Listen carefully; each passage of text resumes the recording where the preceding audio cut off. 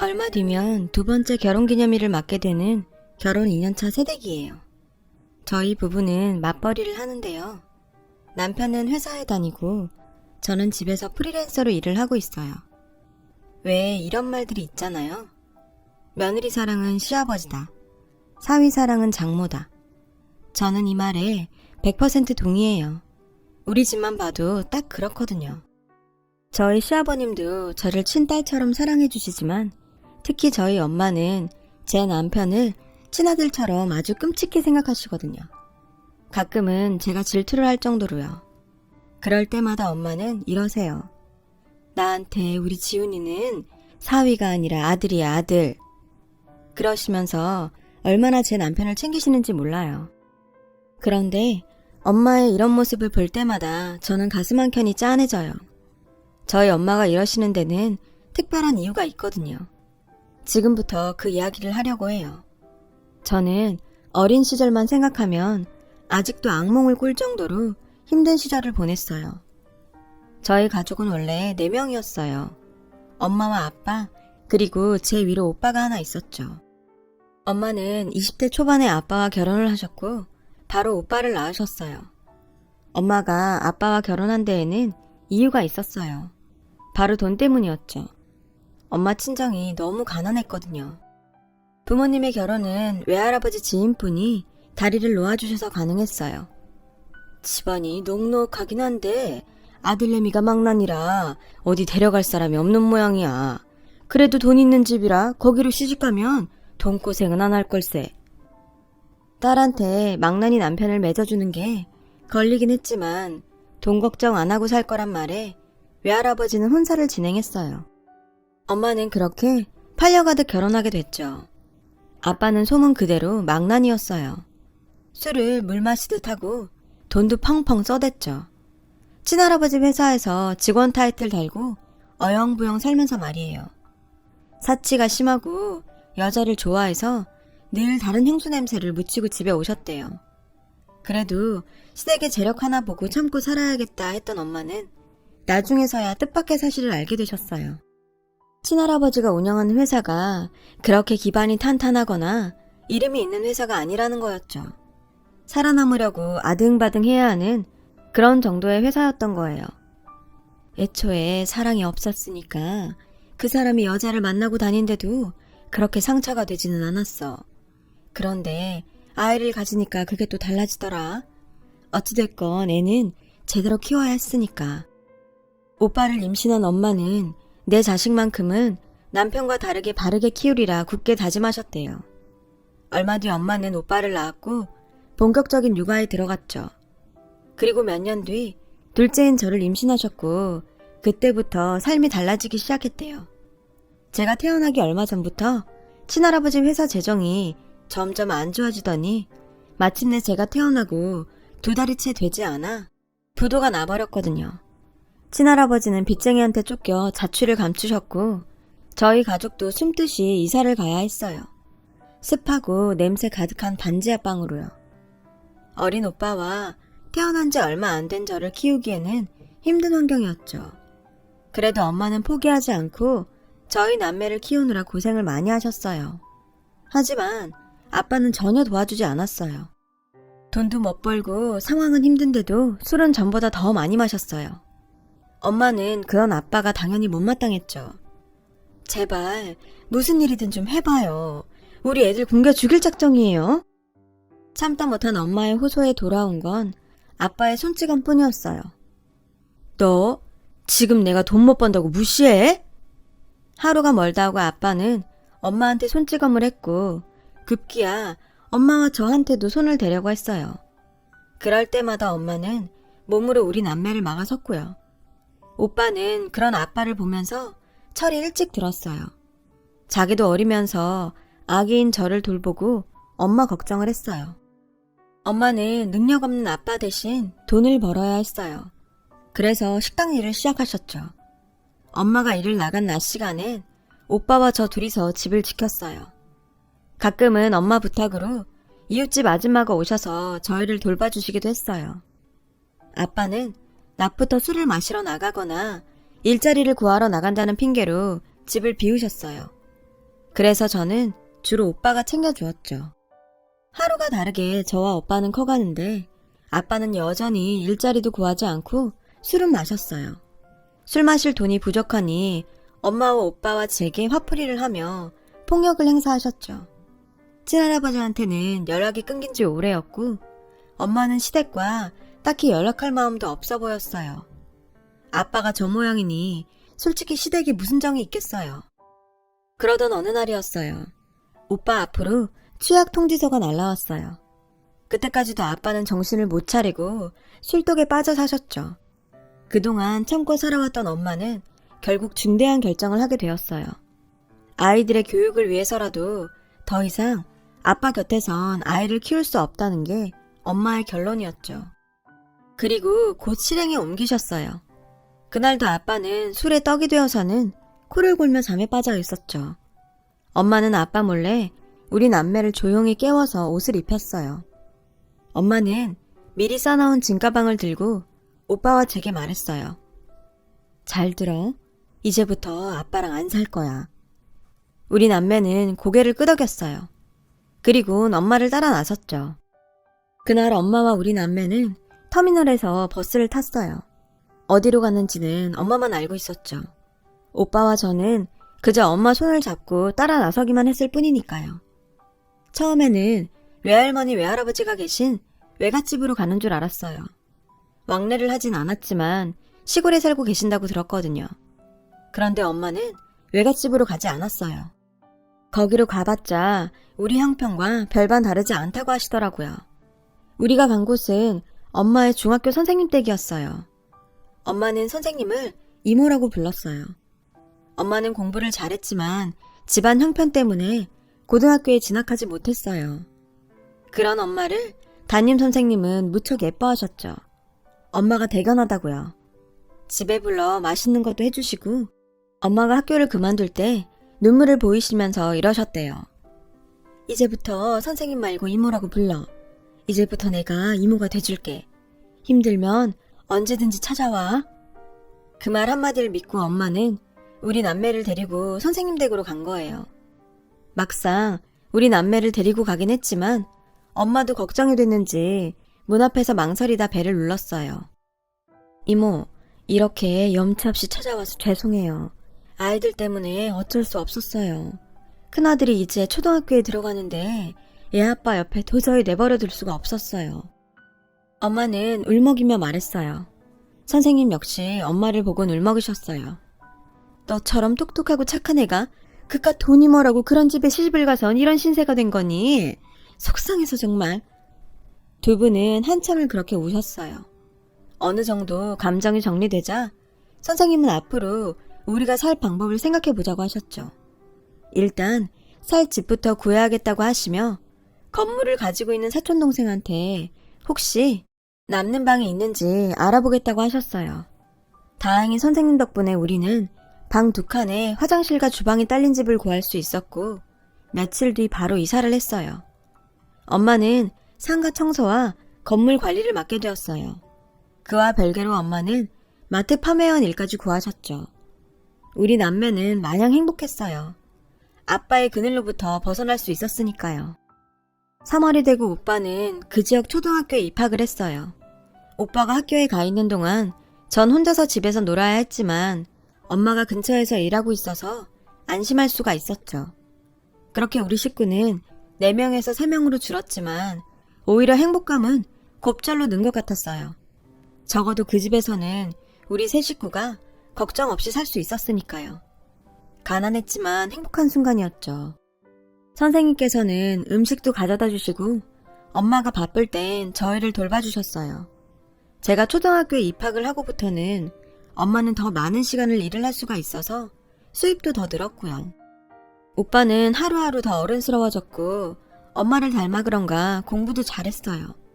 초등학교 6년 내내 모범생이었죠. 저도 오빠를 보고 자극을 받아서 공부를 열심히 했고요. 오빠는 중학교에 진학하고 나서부터 진로 고민을 했어요.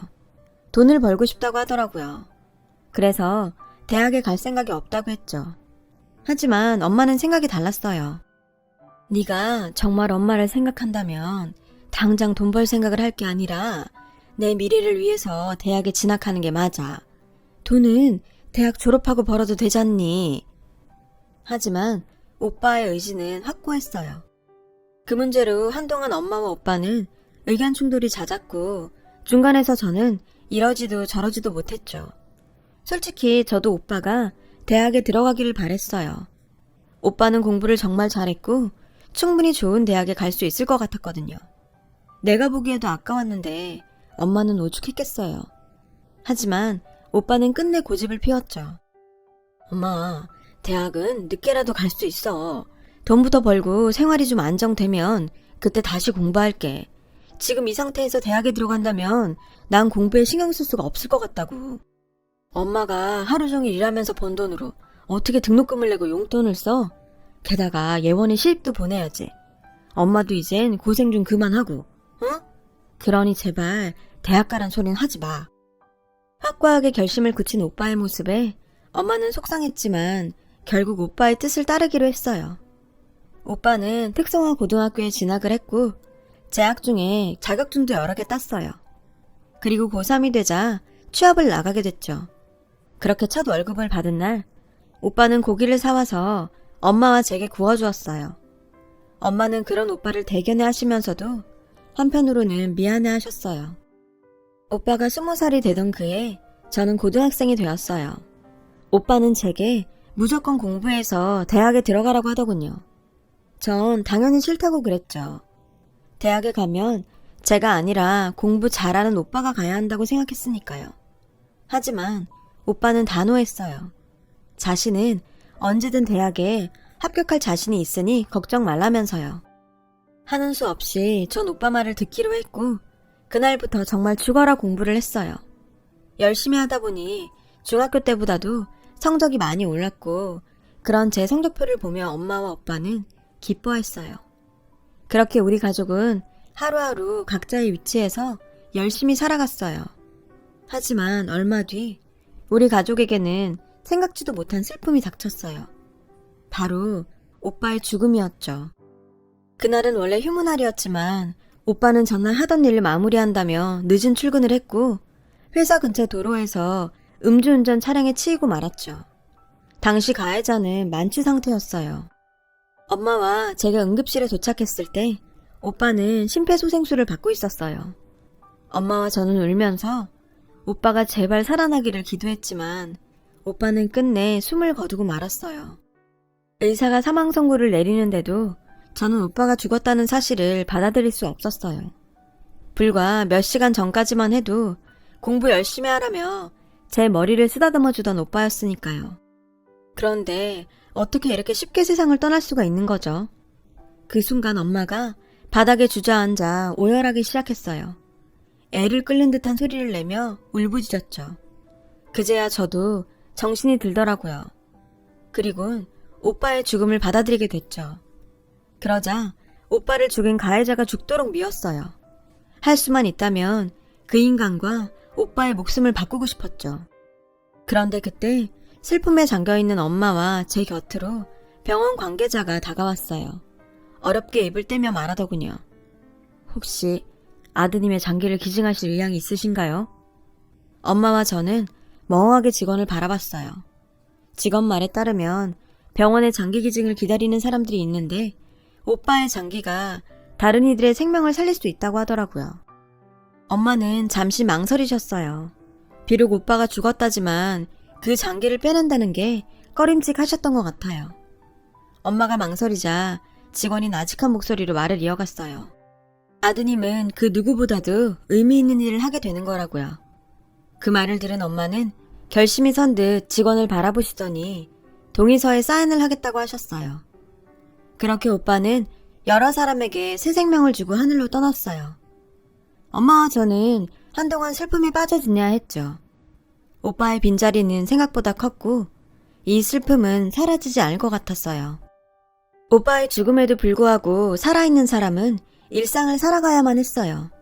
엄마는 다시 일터에 나가야 했고 저 역시 학교에 등교를 해야 했으니까요. 때 되면 밥을 먹고 밤이 되면 자야 했죠. 그렇다고 해도 이전의 생활로 돌아갈 수는 없었어요. 그러기에 우리 모녀의 슬픔은 너무나 컸으니까요. 이런 우리 모녀를 돌봐준 건 엄마의 선생님이었어요. 저희 집에 들러서 밥도 챙겨주시고 위로도 해주셨죠. 학교에서도 마찬가지였어요. 담임선생님부터 친구들까지 모두 제게 신경을 써주며 챙겨주었죠.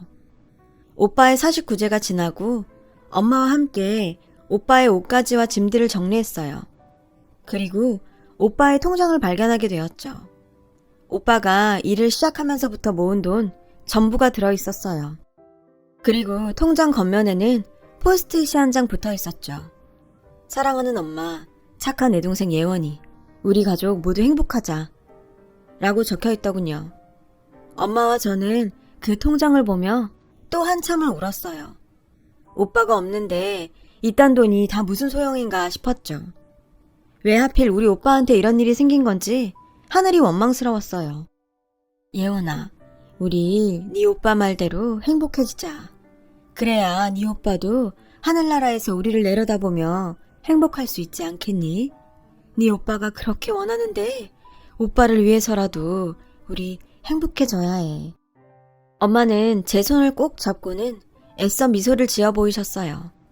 그런 엄마를 보며 저 역시 미소를 지어 보였죠. 그리곤 오빠 몫까지 열심히 살아서 엄마를 행복하게 해주겠다 다짐했죠. 이후 엄마와 저는 마치 예전 일상으로 돌아간 것처럼 씩씩하게 생활을 해나갔어요. 그렇게 열심히 살아낸 덕에 전 대학교에 들어가게 되었죠. 그 무렵 가해자 측으로부터 합의금과 보험금을 받을 수 있었어요. 솔직히 오빠의 목숨과 바꾼 돈이었기에 손도 대기 싫었어요. 하지만 엄마는 저와는 생각이 달랐어요. 그 돈을 제 대학 등록금으로 쓰자고 했죠. 오빠가 입버릇처럼 했던 말처럼 오빠가 절 대학에 보내주는 걸로 생각하자고요. 오빠도 그러길 바랄 거라고요. 결국 저는 엄마 뜻을 따르기로 했어요. 대학을 다니는 내내 저는 성적 장학금을 탔어요. 대학 중에 관련 직종 자격증도 여러 개를 땄고요. 오빠의 목숨과 바꾼 돈으로 학교를 다니는 만큼 할 수 있는 한 최선을 다하고 싶었거든요. 그 덕분에 저는 졸업도 하기 전에 취업에 성공할 수 있었어요. 그리고 졸업식 날 엄마와 함께 학사모를 쓰고 찍은 사진을 들고 오빠 납골당에 가지고 갔어요. 오빠 덕분에 대학도 졸업할 수 있었고 좋은 회사에 취직도 할 수 있었다고 고맙다고 했어요. 그리고는 그 사진을 오빠 유골함 옆에 놓아두었어요. 하늘에서도 오빠가 잘 볼 수 있도록요. 입사 후 한동안은 업무에 적응하느라 정신이 없었어요. 그래도 시간이 지나니 일도 손에 붙고 직장 동료들과도 많이 친해져서 직장 생활도 즐기며 하게 되었죠. 그리고 얼마 뒤 연애도 하게 되었어요. 바로 지금의 남편이죠. 남편은 저보다 6살 연상으로 직장 선배의 친구예요. 지금은 비록 친구라고 하기도 뭐한 사이가 됐지만요. 왜냐면 지금은 서로 앙숙이 됐거든요. 그 선배는 신입 여직원들에게 추근되는 걸로 유명했어요. 저도 피해자 중 하나였고요. 지금 생각해도 치가 떨리는 놈이에요. 그 선배는 퇴근 시간에 건물 밖에서 치근덕댔어요. 오늘 시간 어때? 둘이 술이나 한잔 할까? 저는 신입이라 싫다고 하기도 곤란한 상황이었죠. 그런데 그때 마침 남편이 나타났죠. 야, 너 아직도 이러고 사냐? 나이가 몇인데 여직원들한테 주접이야. 너 이러는 거 네 여자친구는 아냐? 남편은 짜증스럽게 말했죠. 그리고는 제 손목을 잡고 있던 선배의 팔을 떼어 놓았어요. 선배는 똥 씹은 표정이 되었죠. 이분은 내가 정류장까지 모셔다 드릴게. 넌 네 여자친구한테나 가봐라. 그날 남편은 절 혼자 보내기 불안했대요. 선배가 따라 붙을까봐요. 버스 정류장까지 남편의 에스코트를 받은 저는 몇 번이나 고맙다고 인사를 했어요. 뭐가요? 저놈은 동창들도 다 싫어해요.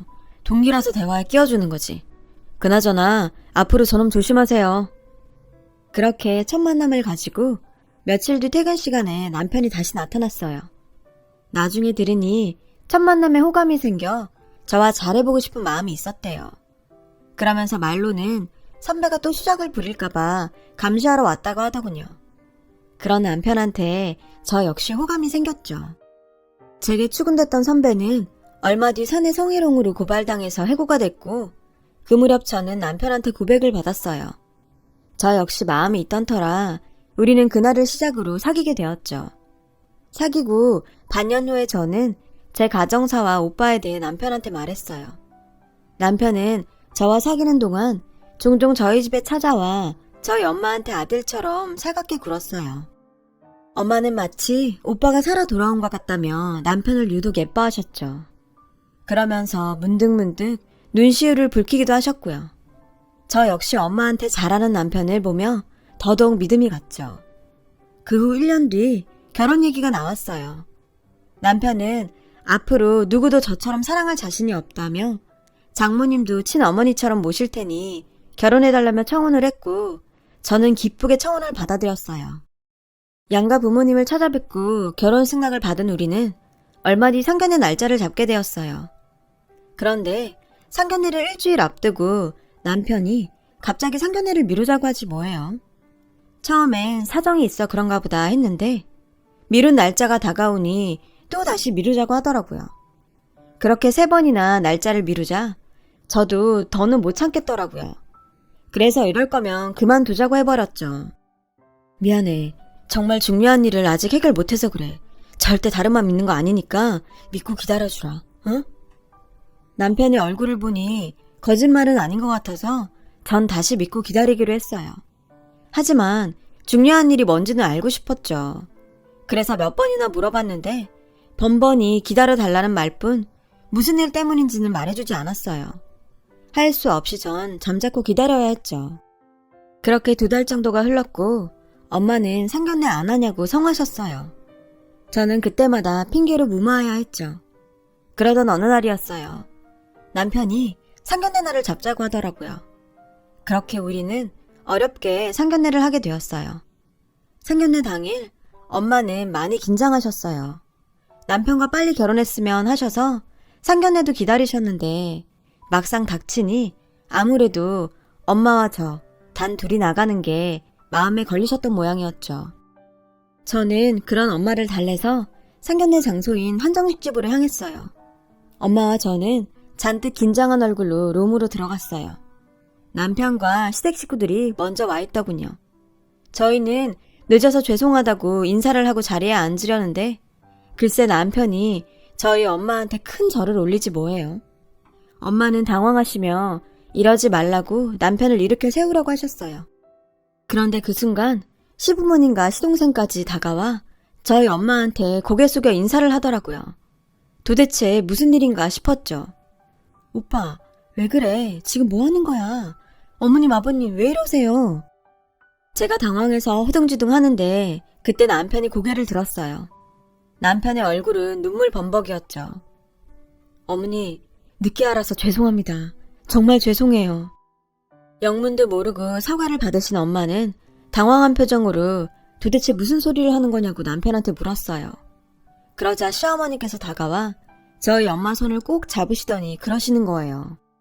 사부인, 얼마나 마음이 아프셨어요. 부모된 입장에서 쉽지 않은 결정이셨을 텐데 저희는 죄송스럽고 감사한 마음뿐이에요.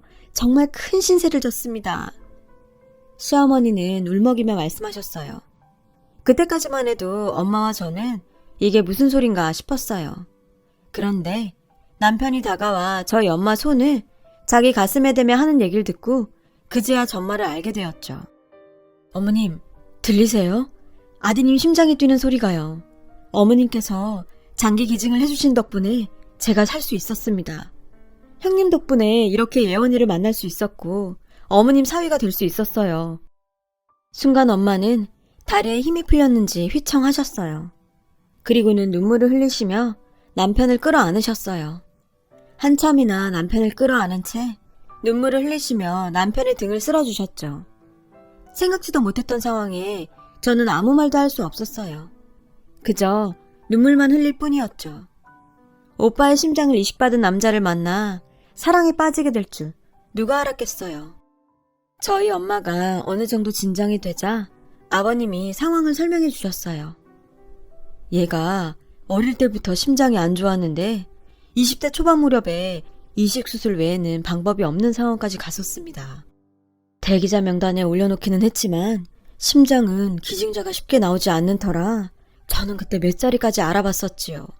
그런데 아드님이 심장을 기증해 주시는 바람에 저희 아들이 살 수 있었습니다.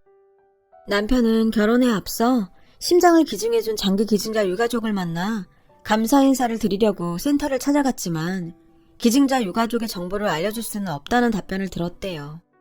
몇 번이나 찾아가 사정을 했음에도 거절을 당하자 결국 업체를 통해 수소문할 수밖에 없었고 그마저도 번번이 유가족을 찾는데 실패해 상견례를 미룰 수밖에 없었다고 했어요.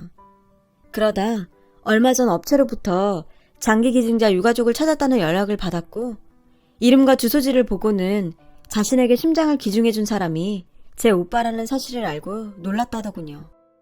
남편한테 그 사실을 전해들은 시부모님도 놀라기는 마찬가지였대요. 정말 하늘이 정해준 인연이 아니고서는 어떻게 이런 일이 있을 수 있냐고 하셨다네요. 사부인, 이 모든 게 하늘에서 아드님이 두 사람을 이어준 덕분 아니겠어요? 그러지 않고서야 어떻게 이런 일이 있습니까? 그래서 말입니다만 따님 걱정은 하지 마십시오. 예원이는 저희가 친딸처럼 마음을 다해 잘 돌보겠습니다. 저희 엄마 역시 제 남편을 사위가 아닌 아들처럼 아끼며 보살피겠다고 하셨죠. 그렇게 우리 부부는 양가의 아들과 딸이 되어 결혼식을 올릴 수 있었어요. 저는 요즘도 가끔 남편의 심장 위로 손을 올려보곤 해요. 눈을 감고 심장 소리를 들으면 꼭 오빠가 내 곁에 있는 것 같거든요. 저는 우리 두 사람을 이어준 오빠를 생각해서라도 평생 남편을 아끼고 사랑하며 살아갈 생각이에요. 오빠가 제 옆에서 늘 저를 지켜보고 있다고 믿으면서요. 어떤 인연을 언제 만날지 모르는 이 세상에서 제 사연을 들어주신 분들과도 좋은 인연이라고 믿습니다. 그래서 여러분 모두 정말 행복하셨으면 해요. 감사합니다.